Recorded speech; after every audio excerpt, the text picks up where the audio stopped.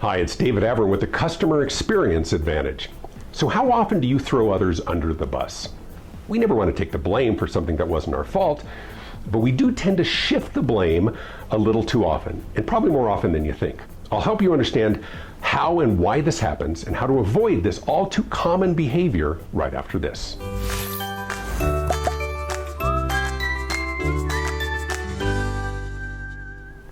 So a delivery is delayed, a size is wrong, a meal gets mixed up, or an order arrives incomplete. Things happen, but you're the one that gets the call or finds yourself face to face with a frustrated customer or the impatient client.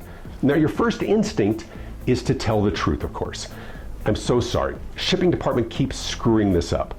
Or kitchen's a little overwhelmed, I really apologize, some of the meals are going out wrong. Or someone in the warehouse grabbed the wrong item, I'm really sorry. Of course, you tell the customer that you understand how frustrated they must be, because we've all been trained to say that, and then you set about to fix the problem. Seems like a logical and appropriate way to handle the situation, right? Not necessarily. Anytime we shift the blame, even if it was their fault, what we're really saying is, it wasn't my fault. Don't blame me. Of course, we get to be the hero for fixing the problem, but we've also diminished our company and denigrated our brand in the process. We don't look like a team. We don't look like we have each other's back. We look like we're all out for ourselves and trying to save face in that moment. Realize that in that moment, all of this is about you and not about the customer. But of course, it's the customer who has the problem needing to be solved. Get your ego out of it. Now, lest you think I'm immune, I too have found myself succumbing to this easy out behavior. So I used to lead CEO roundtable groups for Vistage International. It's the world's leading CEO organization. I had an open seat and I was evaluating a new prospect looking to join my CEO group. I'll call him Mike. This was our third meeting and we had a really good fit, and I assumed he was going to sign the agreement and join our group. So I arrived for our scheduled meeting and I went into his office and he closed the door behind me. Now he sat behind his desk and he started explaining that he'd been struggling that week with a certain staff problem. He found out that his customer service staff and his admin staff were bad-mouthing each other. Worse yet, they were complaining about each other in conversations with customers.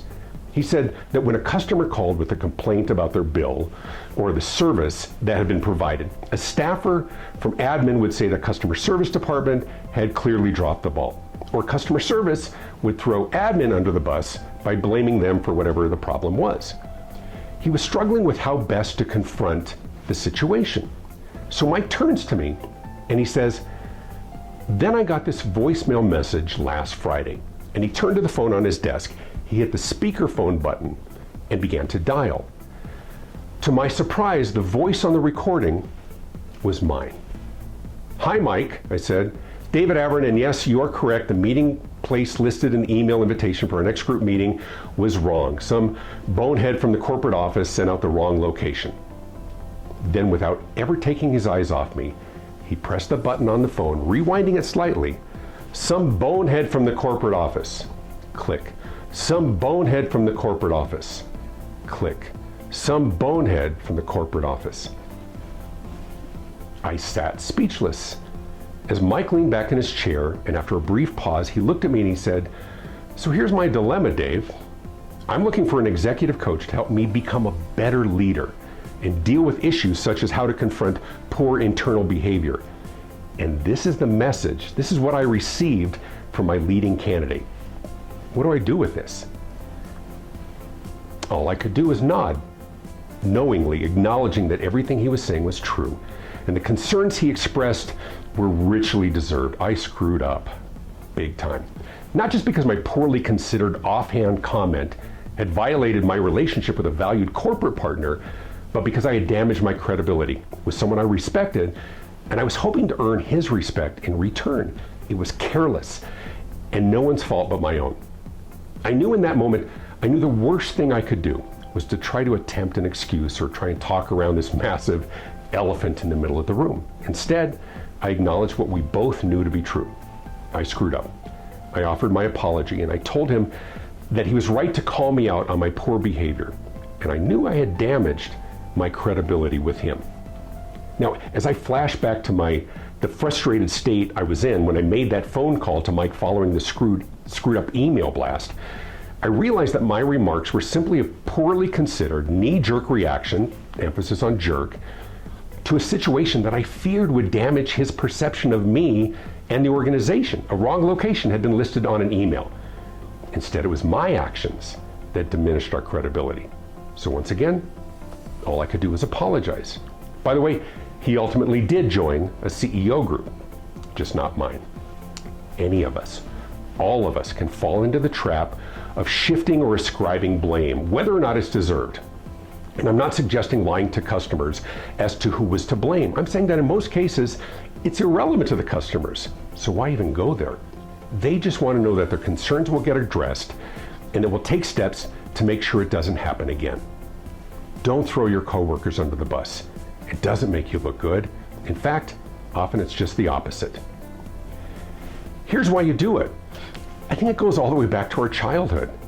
When our brother or sister did something wrong, sometimes punishment from mom or dad was swift and harsh. I'm not taking the blame for something I didn't do. I didn't do it. But in business, we have to resist the urge to deflect. Worry less about the blame and more about helping your customers get their problems resolved. Here's why we hate it. As customers, we don't really care who did what. We don't care if your hands are clean. We just want the issue resolved, the order delivered, the call returned, or the part to fit right. Your shifting blame just makes more of your company look bad, and we're already frustrated. Here's a better approach. Worry about what went wrong after you address the problem. We do have to make sure that we document things and fix things so they don't become reoccurring problems. But that's out of sight of your customers and handled after we get our customers what they need. Let's change our mindset and change our language. At the end of the day, things happen. People get that. We just don't want to make it worse by further reducing their perception of our competency by making others on our team look bad for what's often just an honest mistake. Telling the truth isn't always the best policy when the truth is irrelevant. Focus on the solution. Let our coworkers retain their dignity and help your company retain its reputation.